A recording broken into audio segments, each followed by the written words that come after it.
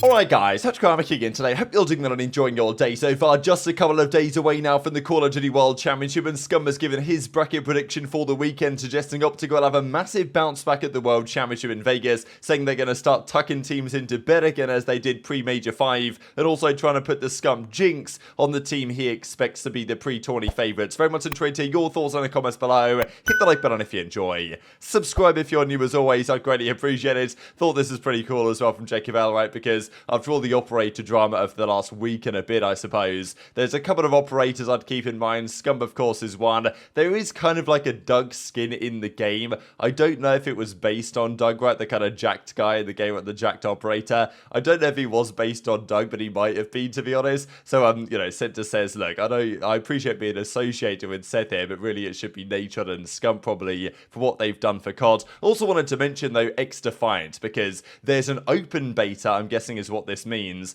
coming just after the World Championship, which I'm guessing is planned actually by the developers to make this timing quite well, because they, you know, Mark Rubin's involved over there, Paddy PX is involved over there, they know what they're doing. Whether XDefiant can actually, you know, and Ubisoft can keep the momentum up, because they got a lot of players in the first beta they had. There was like over 1 million people I think played it, and I'm hopeful they can do a good job here, right, because the game feels like a hybrid of some of the older Call of Duty games that used to actually be fun. I haven't played COD in a long time now because the game just fell off a cliff. XDefiant feels a bit like, you know, Ghost, Black Ops 4. There's some element to those games. They've got like specialists in play. There's good, like, it's good on paper and it should work, hopefully. It's the same way, though, with like Halo Infinite launch. It had so much optimism behind it, and then it died out after a few months. I don't think the game was that good fundamentally anyway, but the developers didn't do the best job keeping up with it. And if we look here at their plans, there's going to be 14 maps at launch. 10 of them are going to be arena maps. So they're doing all the right things here. We're not exactly sure when it's going to launch precisely yet,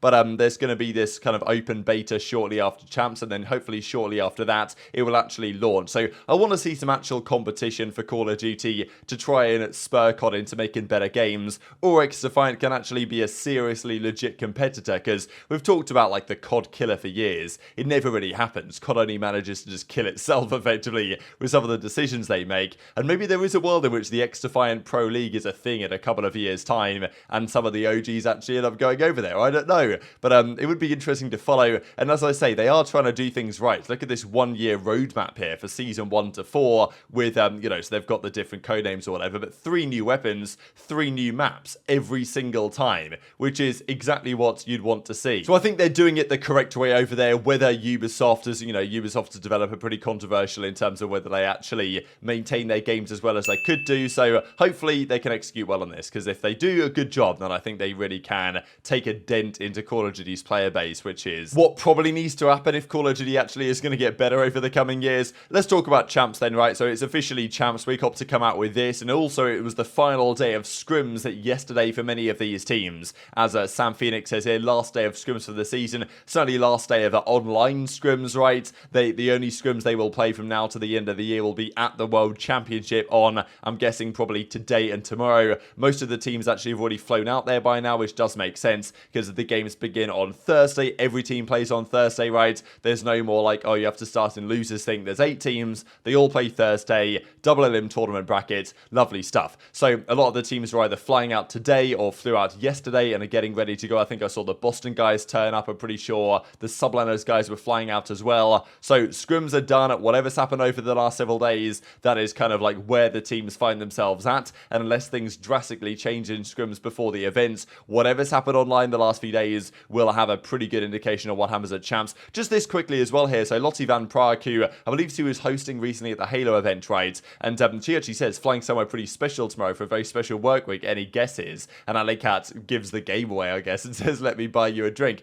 So I don't know what, you know, whether, like, I'm guessing Puckett's going to be there, right? So maybe Lottie's doing something else, but it's pretty cool to see her back in Call of Duty, if indeed this does add up. The first World Championship this year ever without both Scump and Crimsic, so this tweet makes it sound like they're unfortunately passed away, which isn't the case at all. Like, they're still with us, but they're no longer competing, unfortunately, this year. But yeah, no Scump, no Crim at this year's Champs, which is pretty wild, and no Clayster, of course, either. And many of the OGs are now departing, but still, doesn't mean Champs isn't going to be interesting. It most certainly is. Call of Duty came up with this as well. Let me just give it a go real quick. What do we get? Okay, we didn't quite land on one. Let's go one more time. OpTic Texas, that's very interesting because I actually tried this yesterday when I first saw this tweet, and it also gave me OpTic. So, I don't know, man. Maybe it's a sign that they are indeed going to be in with some sort of a rebound this weekend, because realistically, there's 3 teams that are going to have a very hard time to win. Rokkr, they could potentially make top 3 Rokkr if things really go their way, but I can't see it happening, and fundamentally, they don't have enough to make it further than that, I don't think. Surge, maybe there's a crazy outside chance they can make a dark horse run. I mean, there's only 3 teams that can even be dark horses, really, because all the other 5 have a chance to win, you would say. And, you know, Boston, I'm not so convinced that team of just full rookies is actually going to work with no Dougson to Martin in the squad. And that's what Jacob L says, right? Winner, runner-up, who are the predictions? MVP of the tournament, dark horse as well, but then also biggest flop is, to me, quite an interesting one, because, as I've said before, it obviously logically adds up. I don't know, you guys were roasting me in the comments for the other day, because I was like, oh, only 4 teams can make top 4, which is like, yeah, like, obviously that's true. What I was trying to get across is that, like, one of the top contenders has to finish top 6 minimum, which is going to be a massive flop, right? If any of OpTic, Thieves, Toronto, Subliners, or FaZe place top 6, like, you know, even top 8, that is a massive flop, and it has to happen to one of them at the very least. So, you know, you guys can choose your pick on that one, but Scump goes through, does his predictions for the weekends, and comes up with his bracket. He is actually very optimistic that OpTic are going to bounce back. Now, you would think that Scump has some degree of additional information here that we do. We don't know how their scrims have gone over the last several days. Nobody scrims them anyway nowadays, really, especially not towards the end of the season. So maybe Scump's had some words with, you'd think he'd have had some words with Karma, with some of those guys, just to catch up a little bit on how they might be getting on. They've probably done some content together or something, and he said, look, how are you looking? And they're, you know, everyone says they're good in scrims, right? But still, he's confident that OpTic are going to come back and start tucking people into bed again, and he reckons people are going to be surprised when that is the case. They obviously had a tragic Major 5, doesn't represent how good they've been for the last couple of months though, and he reckons they are going to bounce back, take down Boston, take down Subliners, and that guarantees themselves top 3. And if they were to do that, which is definitely achievable for OpTic Texas, they would more than likely play FaZe. It's not guaranteed, but FaZe are the favourites to make it through the upper side of their bracket, and we know what generally happens when OpTic play FaZe over the last couple of years. Why do I think OpTic will rebound? To be honest, I think they just had a tough event. When you come out like that, obviously you lose your first match 3-0. Like, your confidence is kind of shot, and then I don't know. It's just how Call of Duty can sometimes go, and I feel like they're a lot better than what they showed. Obviously, I feel like people are going to be surprised when OpTic comes back this event and starts tucking again, because obviously, yeah, they get last, they go 06 map count. It's not a good weekend. In fact, it's a horrible weekend, but that's how it can happen in COD, man. I mean, you could just get DoorDash sometimes. Their teamwork was off. They were going 1 by 1. Like, all right. You know that you can't leave Hold on. without that. Just so you see it, the jinx is not in. Countries to pursue my. I will not jinx them this weekend. At the beginning, because I will not. Left some people behind, you know, in Brazil.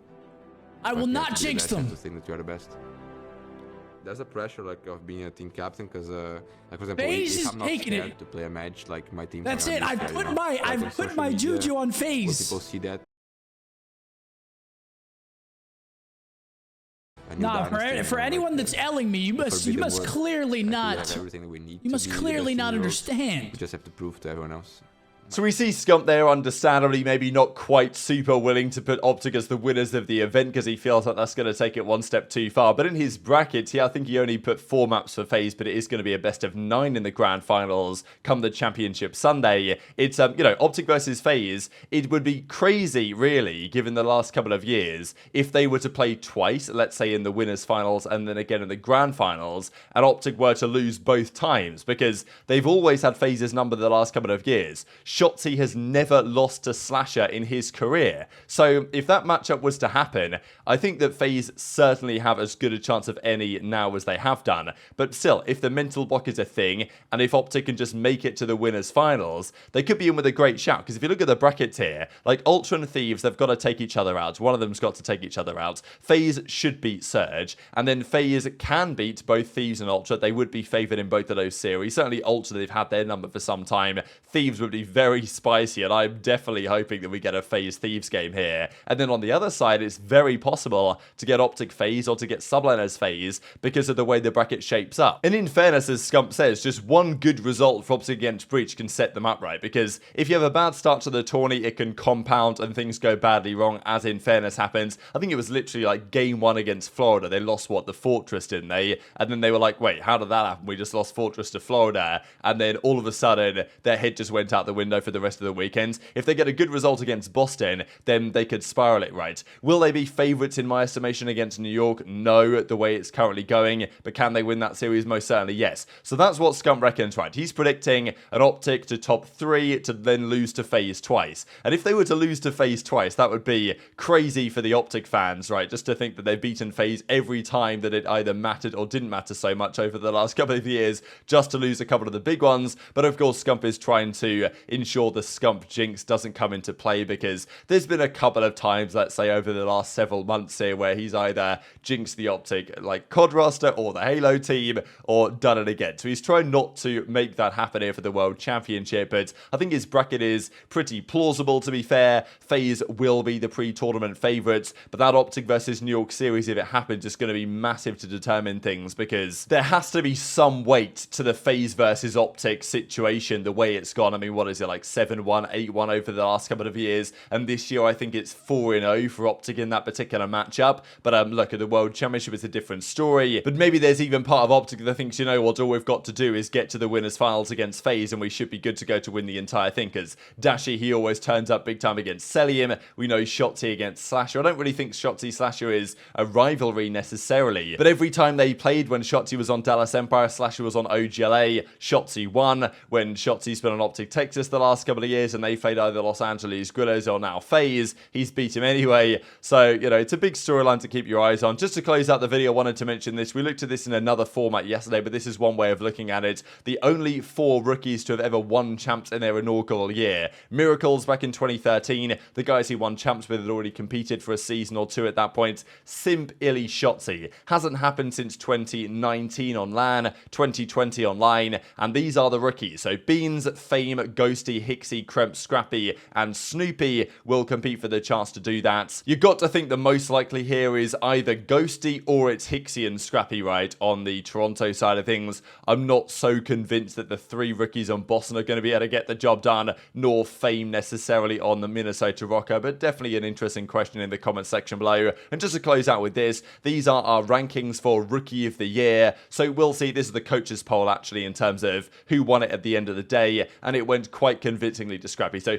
I don't imagine anything is going to go another way when the CDL comes around to actually voting for this and giving out the awards come the World Championship, because I believe the Rookie of the Year award will be given out for the regular season rather than including champs, and at this point I don't know if it matters that much anyway. If Ghosty was to win champs, it would raise the question, but I think Scrap's done enough to get over the line here, and certainly the coaches seem to agree. Scrappy, Ghosty, Hicksy, Fame, and Beans, that's the top 5, and that's probably about right. But very much enjoyed to hear your thoughts in the comment section below. Hit the like button if you enjoyed, subscribe if you're new, take care, and I'll see you next time.